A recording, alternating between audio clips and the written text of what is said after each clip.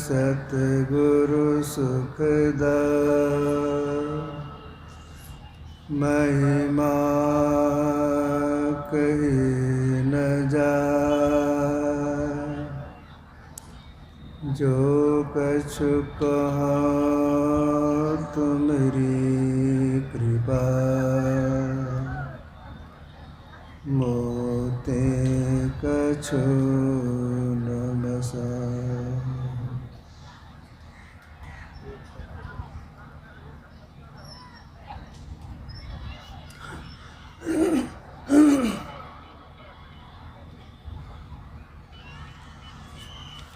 बुद्ध मंगलमय साधु समाज धर्म प्रेमी सज्जनों माताओं एवं बहनों,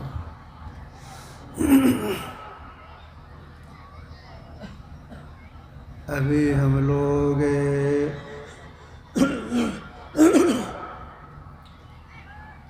ग्रंथ पाठ में और बाबा लोगों के प्रवचन में ईश्वर के स्वरूप के संबंध में सुन रही थी।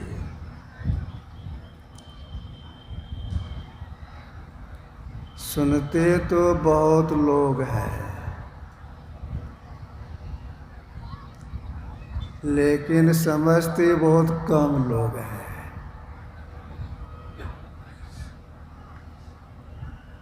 गौर से सुनती हैं, चिंतन करती हैं, तब बात कुछ कुछ समझ में आती है।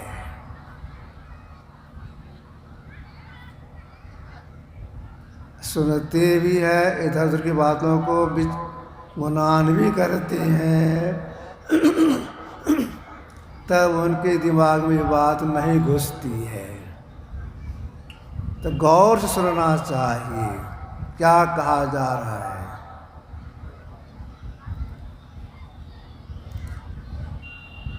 पहले के जो गुरुजी लोग होते थे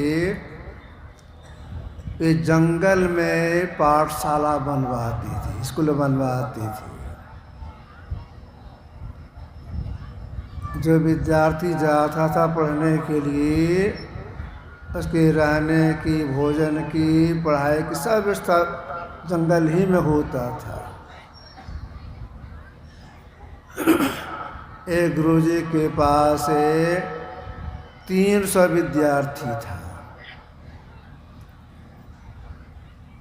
300 विद्यार्थियों को समानता से अध्यात्म ज्ञान, भौतिक ज्ञान पढ़ाती थी।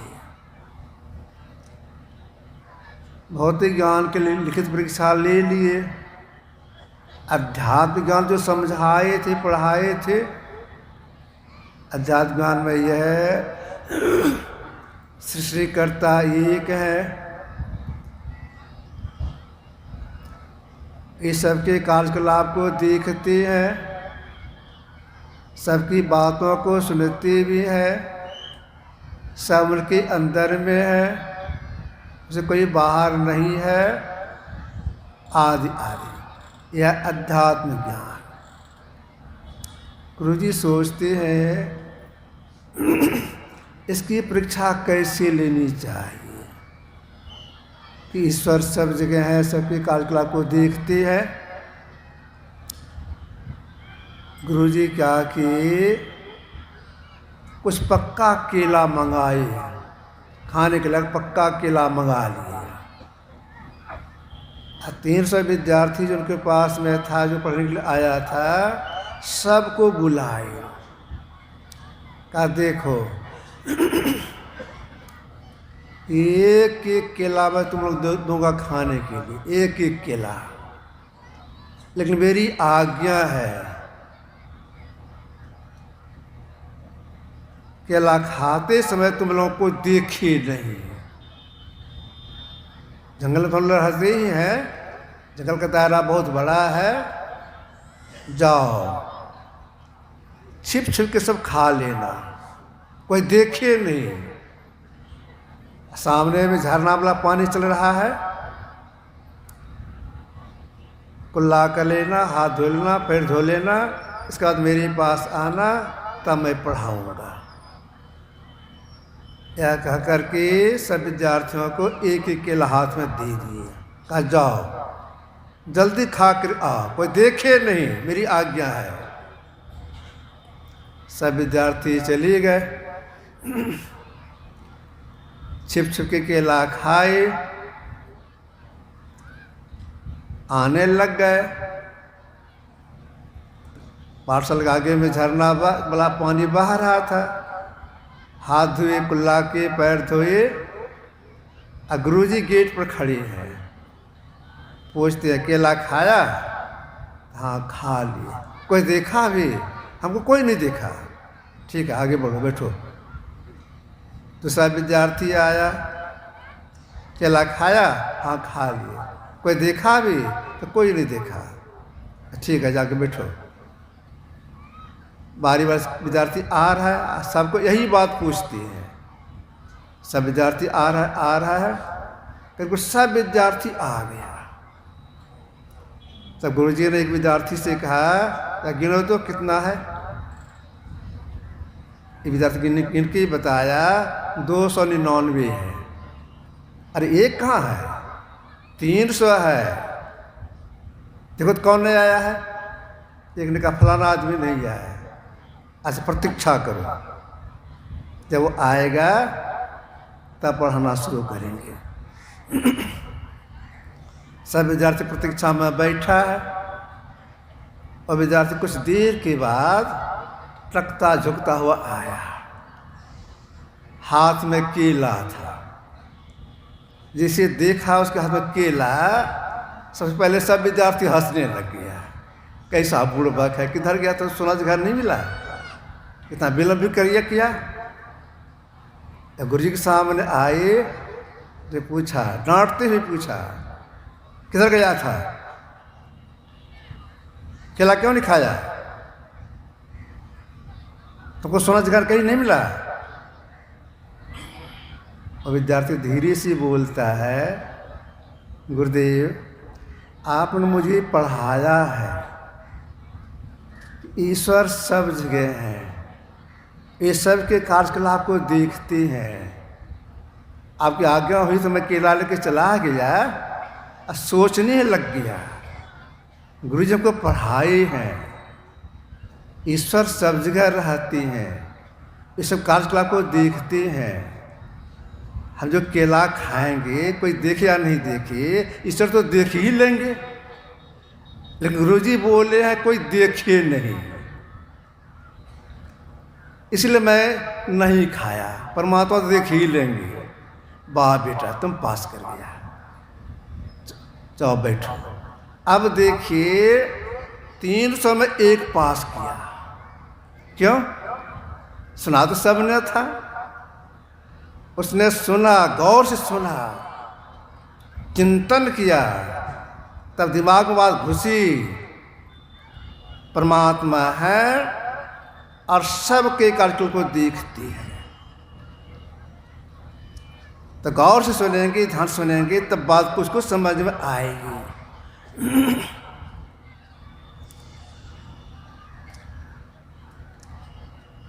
हम लोग जब माँ की पेट में थे, पैर ऊपर सिर नीचे था। 9-10 महीना माँ की पेट में रही। समय पूरा होने पर अपान रोग धक्का लगने से माँ की पेट से बाहर हुए। जिसमें माँ की पेट से हमारा शरीर बाहर निकला, उसमें हमारा शरीर कैसा था? बिल्कुल कोमल, पल पल करता था। थोड़ा सा कड़ापन आया, और कड़ापन हुआ, उम्र बढ़ते गया, शरीर में कड़ापन आते गया। अधिक उम्र के हो जाते हैं, देह में झुर्री पड़ जाती है, और अधिक उम्र हो जाते हैं, कमर झुक जाता है। कुछ दिनों के बाद राम नाम शब्द। हम लोग आम की गुठली को मिट्टी के नीचे गाड़ देती है, फूलता है, उस अंकुर निकलने लगता है, फिर मिट्टी से बाहर निकलता है, पीला सा दिखाई पड़ता है, बढ़ता है और बढ़ता है और बढ़ता है, बड़ा हो जाता है, मंजर लगता है, फल लगता है। कुछ दिनों के बाद पतझड़ होने लगता है, डाल सूखता है, पूरा सूख जाता है। जितनी वर्षा पहले होती थी उतनी वर्षा अभी नहीं हो रही है। क्यों? सूर्य की गर्मी कम रही है। तो हम लोगों का शरीर मां की पेट से निकला, कड़ापन आया किस शक्ति से? झुर्रीपन आया किस शक्ति से?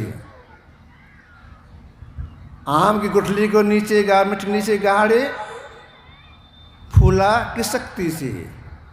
पौधा हुआ किस शक्ति से? बढ़ा किस शक्ति से? डाल किस शक्ति से सूखा? सूर्य की गर्मी घट रही है किस शक्ति से? अगर कोई कह दे अपने यहाँ पे ऐसा होता है, तो नहीं, अपने आप नहीं होता है। चेतन की शक्ति से शरीर बढ़ता है, घटता है। चेतन की शक्ति से सूर्य की गर्मी घट रही है। हम लोग शरीर के भीतर में 4 इंद्रियां हैं, मन, बुद्धि, चित्त, अहंकार। चारों सूक्ष्म जड़ हैं। तो जब ये जड़ हैं तो मन संकल्प विकल्प कैसे करता है? बुद्धि निर्णय कैसे लेती है? चित्त स्पंदन कैसे करता है? अहंकार में बोध कैसे करता है? किसकी शक्ति से? चेतन की शक्ति से। अगर चेतन की शक्ति नहीं मिले, ये भीतर की 4 इंद्रियां काम नहीं कर सकती है। तो चेतन शक्ति से 4 इंद्रियां भीतर की 4 इंद्रियां काम करती है। जिस शक्ति से ये सब काम हो रहा है चेतन से, उस चेतन में भी एक चेतन घुसा हुआ है, उसको विशेष चेतन बोलती है। अब परमात्मा यह जो कार्य हो रहा है, जो हो रहा है, यह समान चेतन। परमात्मा समान चेतन में और विशेष चेतन में दोनों व्यापक होकर के अपना मंडल बाहर रखे हैं। इसलिए उनके लिए कहा गया है सूक्ष्माति सूक्ष्म, बहुत सूक्ष्म है। तो जो ऐसे परमात्मा है, इतने महीन है, सब में घुस से बाहर हैं, वे एक ही एक है, 2-4 नहीं है, एक ही एक है। और सब में सृष्टि के कण कण में व्यापक होकर के अपना मंडल बाहर रखे हैं। ऐसे कोई वस्तु नहीं इसमें नहीं घुसी हो, और कोई वस्तु ऐसी नहीं जो उसमें नहीं हो, परमात्मा नहीं हो। किस तरह से घुसे हैं परमात्मा में, किस तरह परमात्मा घुसे हुए हैं?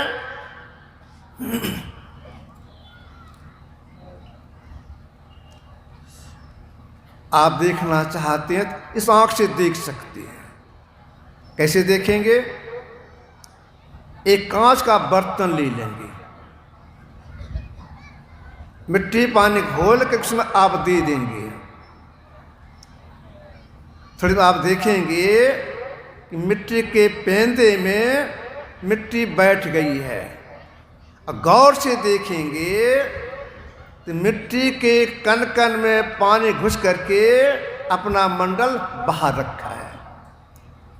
ठीक ऐसी सारी सृष्टि में परमात्मा एक समान संगतता से ओतप्रोत हैं, उसमें घुसे हुए उसके बाहर हैं। इसीलिए उनके लिए कहा गया है कि व्यापक व्याप अखंड अनंता, जिसमें घुसा जाए वह व्याप, जो घुसे हुए व्यापक, तो सारे श्री परमात्मा के लिए व्याप्त है। परमात्मा उसमें घुसे हुए हैं, उसके बाहर है। अब एक ही एक है, उनमें आदि नहीं, मध्य नहीं और अंत नहीं, माया में होती हैं।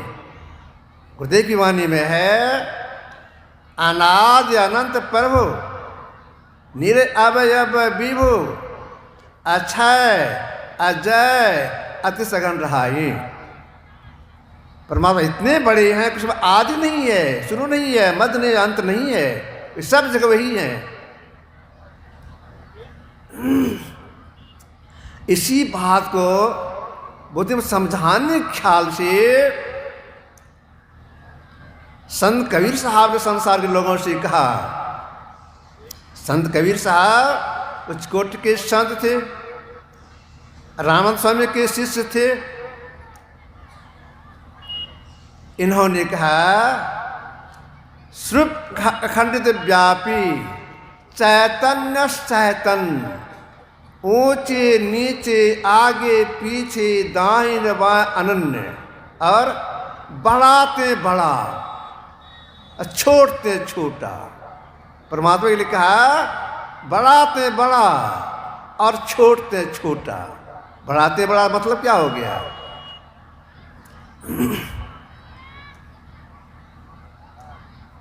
मिट्टी से अधिक दायरा पानी का,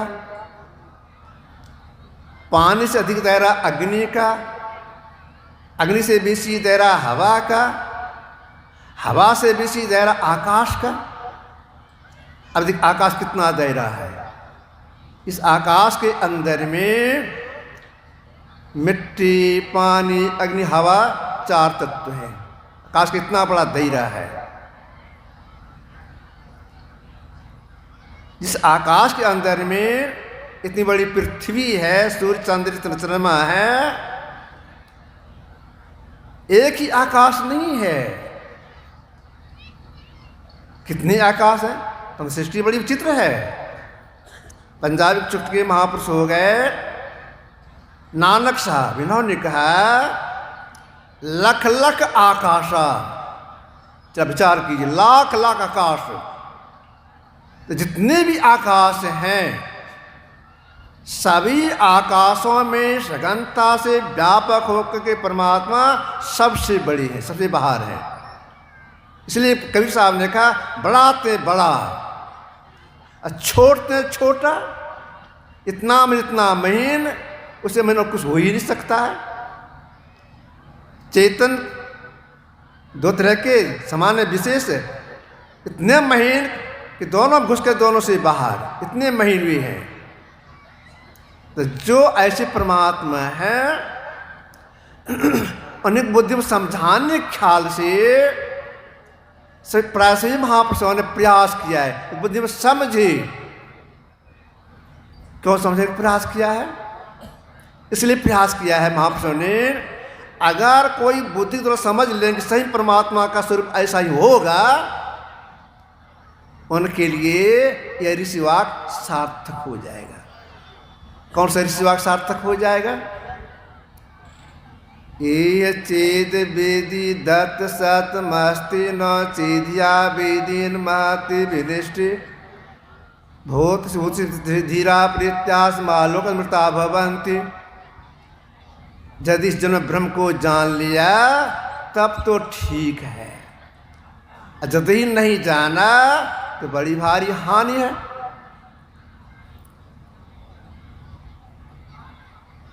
लगा पूर्वाहन 8 बजता होगा।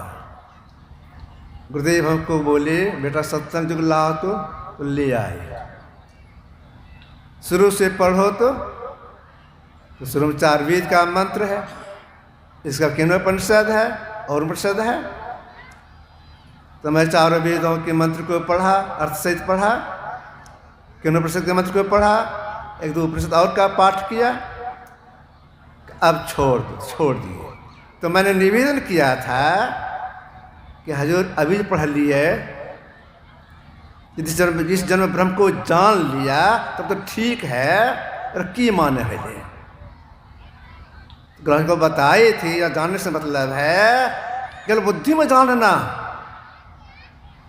और ठीक से मतलब यह है अगर ठीक जान लिया तो अब वह जीवात्मा और जोनि में नहीं जाएगा, मनुष्य मिलेगा उसको। तो जो कल बुद्धि में जान लेती हैं उसको मनुष्य मिलता है, अनुभव कर जान लेते हैं मोक्ष की प्राप्ति हो जाती है। तो कब उसका मनुष्य शरीर मिले, इसलिए वहां पर प्रयास किया है जो समझाने के ख्याल से। ऋषि वाक्य है ब्रह्मे वेदमृतं पुस्ताद ब्रह्म पश्चाद ब्रह्म तस्योत्रेण अशोर्धं प्रस्तम ब्रह्मेदम विस्मिदम वरिष्ठम। अमृत ब्रह्म आगे है, पीछे है, बाईं ओर है, दाईं ओर है, ऊपर है, नीचे है, सर्वत्र है। मतलब सारा संसार ब्रह्म है और कुछ भी नहीं, सारा संसार ब्रह्म है।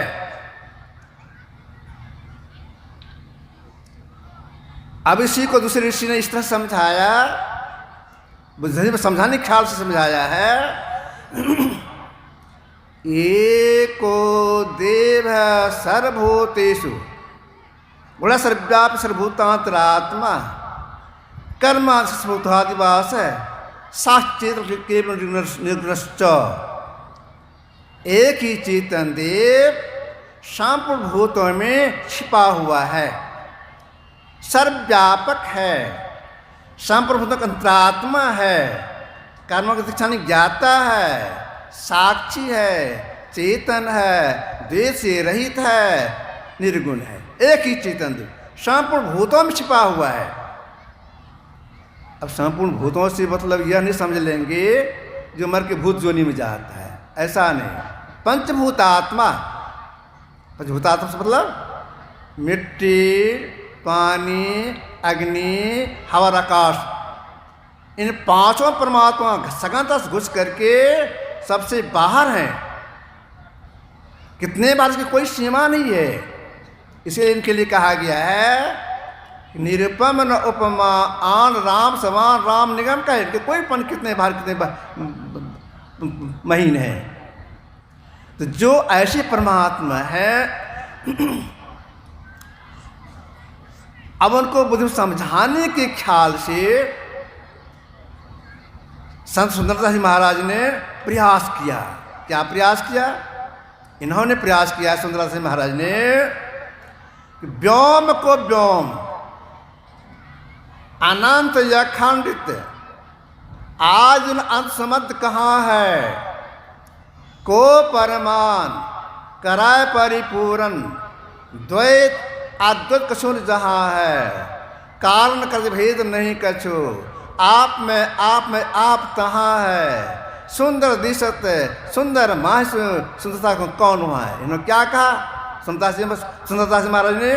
वो प्रार्थना कैसा है का व्योम को व्योम, व्योम को व्योम क्या हो गया? व्योम आकाश, जितनी आकाश है सब आकाशों का आकाश हुआ है। और व्योम को अनंत, अनंत एक ही, एक दो नहीं, व्योम को अनंत अखंड, उनका अखंड नहीं होता है। जितने बड़े बड़े ब्रह्मांड हैं सब बने हैं, सब खंड होता है, सब नाश होता है। लेकिन परमात्मा का किसी काल में नाश नहीं होता है। ब्रह्मांड का नाश होता है, रहने वाले का नाश होता है। एक बात सुनाता हूँ आप लोगों को।